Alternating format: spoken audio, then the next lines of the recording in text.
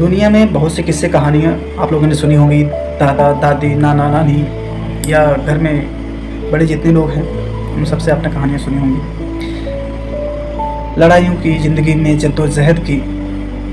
अगर इंसान ज़िंदा रहने के लिए आखिरी सांस तक प्रयास करे तो जीत निश्चित होगी। आज की कहानी हम बताना चाहें उसके पहले नमस्कार, मैं सुनील कुमार। बात है 13 अक्टूबर 1972 की। उरुग्वे एक जगह है जिसमें से 13 प्लेयर चिली के लिए खेलने जाने वाले थे। उरुग्वे के ही एक टीम थी जो उसके संचालक थे, उसका नाम था old Christian club rugby union, ये नाम था उनका। तो 13 प्लेयर निकलते हैं। 5 चार्टर प्लेन के जो एक पायलट, एक को पायलट और उसके जो सहयोगी थे, करीब 5 लोग वो निकलते हैं। और उनके मैनेजर वगैरह थे, जो क्लब के लोग थे, उनके रिश्तेदार, कुछ प्लेयर्स के रिश्तेदार, करीब मिला जुला के 40 लोग वहाँ से रवाना होते हैं उरुग्वे से चिली के लिए। तो ये निकलते हैं 12 तारीख को। तो ये दूसरे दिन जब हम ये निकलते हैं, अर्जेंटीना पहाड़ी आती है, ग्लेशियर है वहाँ, चारों तरफ बर्फ़ ही बर्फ़ है, बहुत बड़ी बड़ी हिमालय जैसी चोटियाँ हैं वहाँ और माइनस में टेम्परेचर है। वहाँ पहुँचते हैं तो अचानक से बर्फीला तूफान आता है। पायलट ट्रेंड कर देता है अपने को पायलट को कि भैया, पायलट को काफ़ी ज़्यादा अनुभव था, करीब 39-30 बार उस अर्जेंटीना के पहाड़ियों से वो पहाड़ियों से आता जाता था, उससे तो अनुभव था। अपने को पायलट को भी उसने ट्रेंड कर दिया था। तो ऑटो पायलट पे प्लेन चल रहा था, तो अचानक समय और उनका जो कैलकुलेशन होता है उनके हिसाब से ऐसा लगा कि मैं चिली पहुंचने वाला हूं। तो इन्होंने चिली को फ़ोन किया, ATC को, एयर ट्रैफिक कंट्रोल को फ़ोन करता है कि सर मैं तो यहाँ पहुंच गया हूँ, मुझे रनवे दीजिए, मुझे उतरना है। चिली के ATC वाले देखते हैं और हैरान हो जाते हैं कि रडार में तो दिख ही नहीं रहा, प्लेन है कहाँ। इतने में ही अचानक से धमाके और टक्कर की आवाज़ आती है। 5 पैसेंजर, 2 क्रू मेंबर और 3 पैसेंजर वहीं कहीं गिर जाते हैं और उनकी वहीं पे मौत हो जाती है। बचा खुचा जो आगे का हिस्सा होता है वो लेफ़्ट राइट विंग होते हैं, लेफ़्ट राइट, वो जाके एक दूसरे की चोटियों से टकराते हैं, जो पहाड़ियाँ हैं बर्फ़ की, वहाँ से टकराती हैं वो। और आगे जा कर के जो प्लेन का नोज़ होता है वो जाके बड़े हिमखंड से टकरा जाता है, जिसमें पायलट की तुरंत ही मौत हो जाती है। को पायलट बेचारा बहुत बुरी तरह से फंस जाता है। लोगों से विनती करता है कि मुझे गोली मार दीजिए, मैं इस दर्द को नहीं सह पा रहा हूँ। दूसरा दिन होता है, दर्द से को पायलट भी मर जाता है। इसी बीच जब टक्कर होता है तो वहाँ पे बहुत से ऐसे पैसेंजर होते हैं जिनके हाथ, पाँव, सर बहुत बुरी तरीके से टूट जाते हैं, वो भी मर जाते हैं। तो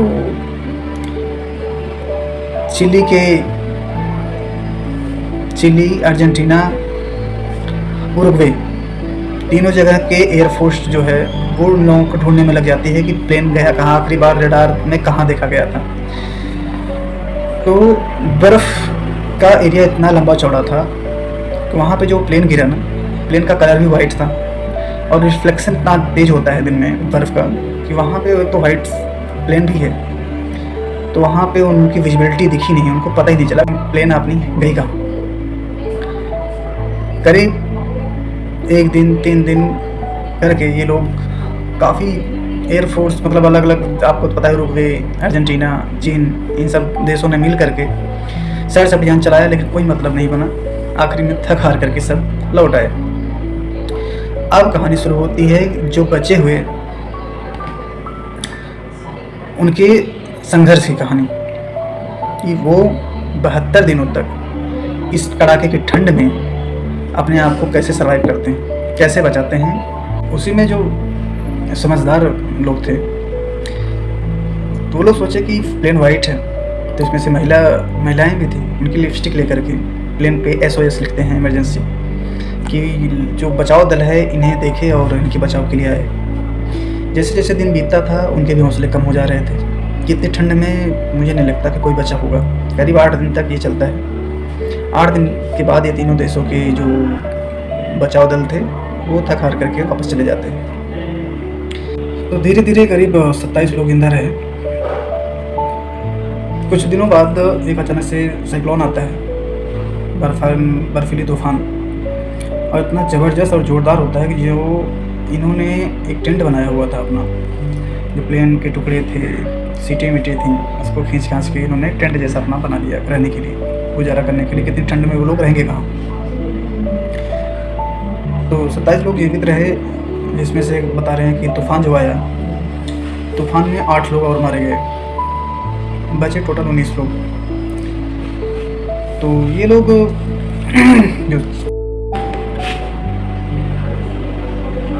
जो लोग बचे, तो इनको लगा कि अब तो बचाव दल हमें ढूंढने आ नहीं रहा, क्योंकि हमारे सर के ऊपर से कोई जहाज़ नहीं जा रही है, कोई प्लेन नहीं जा रही है, कोई हेलीकॉप्टर नहीं जा रहा। इनको समझ में आ गया कि अब हमें कोई बचाने नहीं आएगा। प्लेयर तो थे ही, पता है कि कितने जज्बे वाले होते हैं, कितने हिम्मती होते हैं। तो इन्होंने बोला ठीक है, हम अपने तरफ से जो हमसे मुमकिन होगा हम करेंगे। तो ज़िंदगी की लड़ाई लड़ने के लिए वो एक तरीके से टेंट बनाते हैं, जो विमान के टूटे फूटे हिस्से थे उनसे एक तरीके का टेंट टाइप बनाते हैं उसमें रहने के लिए। सवाल ये होता है कि हम खाएंगे क्या, क्योंकि जो पैसेंजर वहाँ से निकले थे, जो खिलाड़ी निकले थे, उनके रिश्तेदार निकले थे, तो सीमित भोजन लेके चले थे। तो इकट्ठा किया जाता है सब जगह जगह। कुछ वाइन की बोतलें होती हैं, पानी की बोतलें होती हैं, चॉकलेट होता है, लोग अपने घर से कुछ खाने पीने का सामान लाते हैं।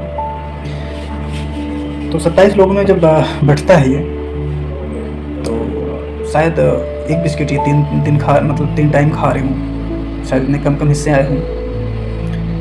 तो कुछ दिन बीतता है, फिर अचानक से इनके ऊपर एक और कहर बढ़ सकता है, इनके ऊपर एक और विपत्ति आती है। साइक्लोन आता है, बर्फ़ का, बहुत बड़ा बर्फ़ का तूफान, जो इन्होंने अपना टेंट तंबू बनाया हुआ था सब ले दे के उखड़ गया। उसमें और 8 लोग मर गए। 27 में से 8 मर गए, बचे 19। खाने पीने के लिए अब कुछ नहीं बचा।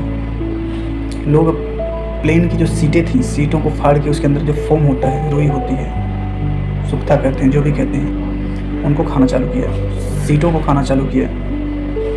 लेकिन इससे कोई ताकत नहीं मिलती थी, उनका पेट भरता था बस। रह रह के लोग बीमार होने लगे। तो इन लोगों ने एक योजना बनाई, सब लोगों ने मिल करके, कि आखिर ऐसे कैसे चलेगा। हमारे पास खाना ख़त्म है, पानी के लिए चलो ठीक है, हम बर्फ़ को पिघला करके हम पानी पी ले रहे हैं, पानी की व्यवस्था हो गई।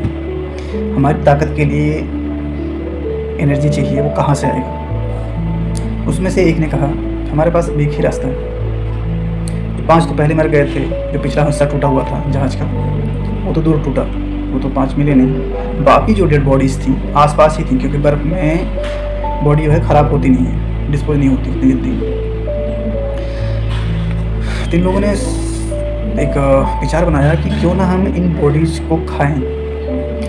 उसमें भी एक बहुत बड़ी समस्या है, क्योंकि लोगों के रिश्तेदार थे, एक की तो बहन थी, कोई जान पहचान वाला था। अब एक दूसरे की जान पहचान रिलेशन वाले को खाए तो कैसे खाए। लेकिन आखिरी पास उनके पास कोई रास्ता तो था नहीं, कोई ऑप्शन नहीं था। तो जहाज़ के शीशे को तोड़े, डेड बॉडीज़ के टुकड़े किए और उनको खाया उन लोगों ने।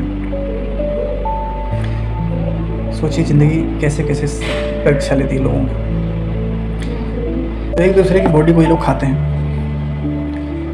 ये इनकी सहमति होती है कि किसी से कोई अब वो नहीं होगा, किसी के साथ कोई ज़बरदस्ती नहीं है, क्योंकि इनके पास और कोई रास्ता ही नहीं था।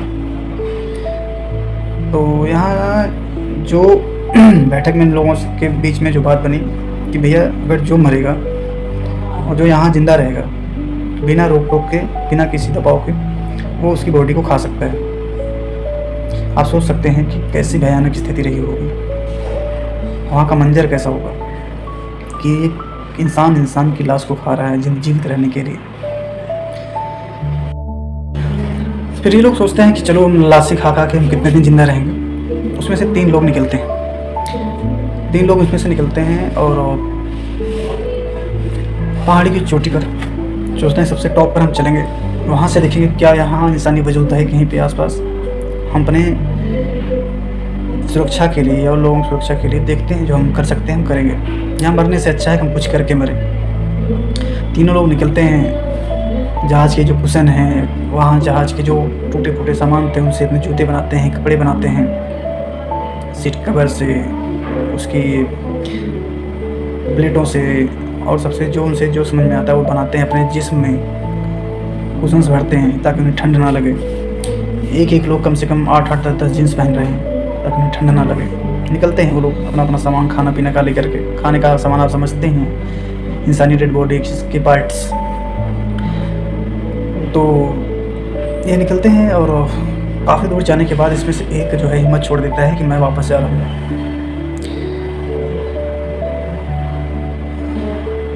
ये लोग काफ़ी जाते हैं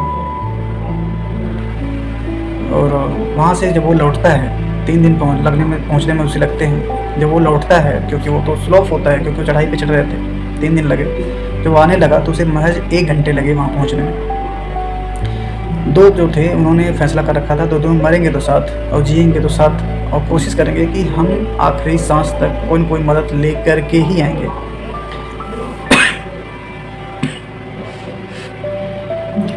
10 दिन में ये लोग करीब 61 किलोमीटर चलते हैं पहाड़ी पे। जब पहाड़ी पे चढ़ते हैं तो उन्हें दिखता है कि एक ऐसी पहाड़ी है जिसमें हरियाली है, बर्फ़ वर्फ कुछ नहीं है। तो उन्हें एक उम्मीद जगती है, एक खुशी, एक जज्बा आता है अंदर से, हौसला बढ़ता है कि हो ना हो वहाँ इंसान ज़रूर होंगे। तो उसकी तरफ वो रुख करते हैं और जा करके देखते हैं तो उन्हें 1-2 गायें दिखती हैं। आवाज़ लगाने के लिए इनके पास ताकत तो इतनी थी नहीं कि वो किसी को आवाज़ लगा सकें। इत्तेफाक देखिए, उनके बीच में एक नदी मिली। नदी को क्रॉस कर नहीं सकते थे, इतनी इनकी एनर्जी थी नहीं स्विम करके उस पार पहुंच जाए वो। तो उसमें 2-3 घुड़सवार दिखते हैं। ये आवाज़ लगाना चाह रहे थे लेकिन इतनी ताकत तो थी नहीं कि आवाज़ लगाएं। इत्तेफाक से एक आदमी इनको देख लेता है, घुड़सवार। इनको उधर से एक चिट्ठी लिख के भेजता है, फेंकता है, पत्थर फेंक के, तुम लोग कौन हो, कहाँ से आए हो।